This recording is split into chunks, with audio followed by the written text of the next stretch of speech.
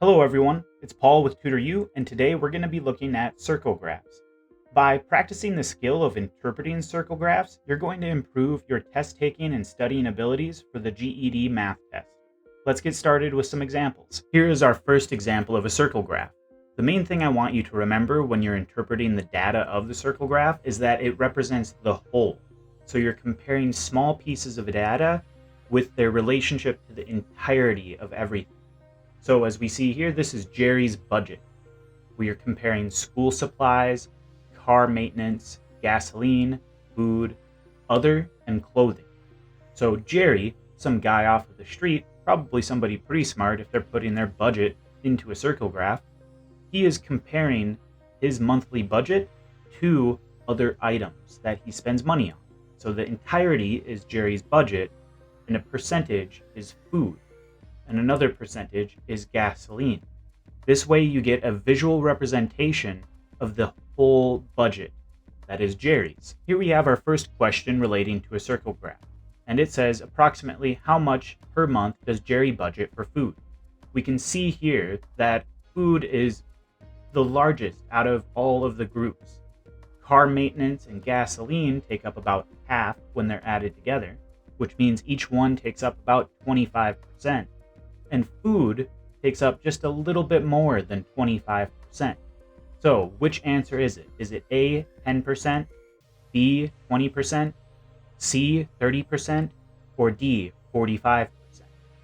Well, it's not quite 45% because that would be almost half. It's definitely not 10% because that would be too small. And 20% it's bigger than 20% because it's bigger than a quarter of it. So that means that the answer must be C, 30%. If you got that one right, I'd like for you to hit the like button. If not, that's okay. Let's move on to the next example. Here we have our next circle graph. The title of the circle graph is Sources of Tuition. And in this question, I'm going to ask you to kind of mentally play along with me, but they want us to label each section with the given percentages.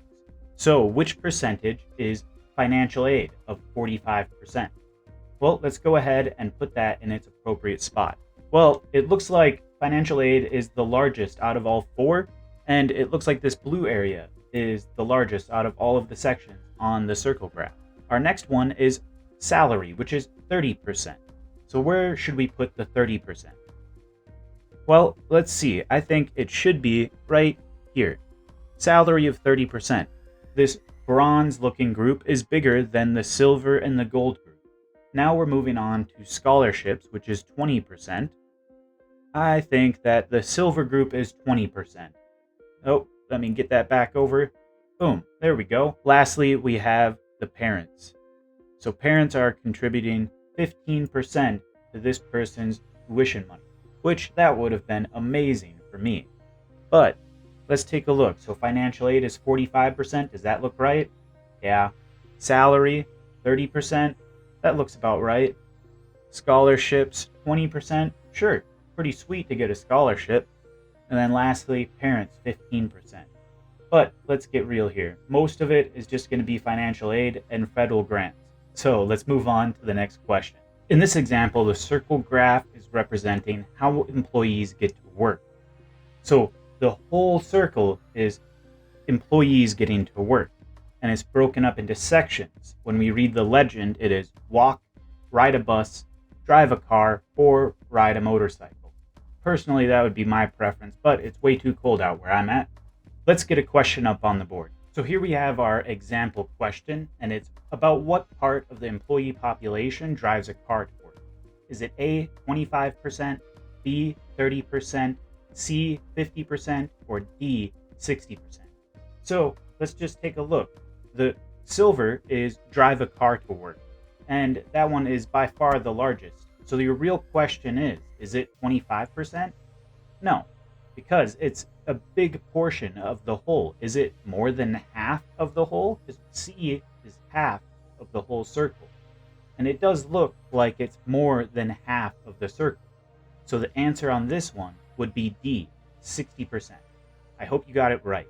If you didn't, and if you need more hands-on help, make sure you check out my link to my tutoring business in the description down below. if you guys are liking this video, I would really greatly appreciate it if you hit the like button, comment, let me know how this is going for you, and subscribe to my channel. Let's move on to the next example.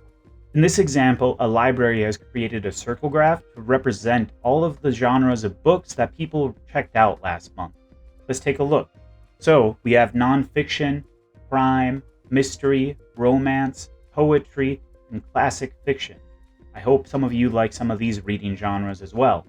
So this is all of the books that people have read in the prior month. The library has created this to better understand their population and to use it for ordering upcoming books. Let's take a look at the question that we have. Which category of books could a librarian make the best argument to order this August? So remember, the title is What People Read Last September. So the librarian is wanting to order books for the next year's August month, right? So is it A, nonfiction and mystery, B, mystery and romance, C, nonfiction and crime, or D, classic fiction and poetry? Take a second and pause the video. Let's work this out together. So pause now. Okay, so it looks like, would you want to do poetry and crime? No, those are the smallest groups on your circle graph. Same thing with romance and classic fiction. Those aren't the large groups. So you're trying to use the largest percentage of the circle to order books for the next year, right? That's what most people are reading out of the whole of the books checked out. So that would be nonfiction and mystery. Those are the two largest sections of our circle graph. So that would be the best argument to order for the next August. So your answer on this one is A, nonfiction and mystery. If this video has helped you out, I would greatly appreciate it if you hit the like button, comment, and subscribe. If it doesn't help you out, go ahead and hit the dislike button. I would really appreciate just having that feedback. If you guys want live math classes, I am doing live math classes Monday through Friday, 9 a.m. on my channel here. So just stay tuned for that. Otherwise, I appreciate you and I hope you have a beautiful day.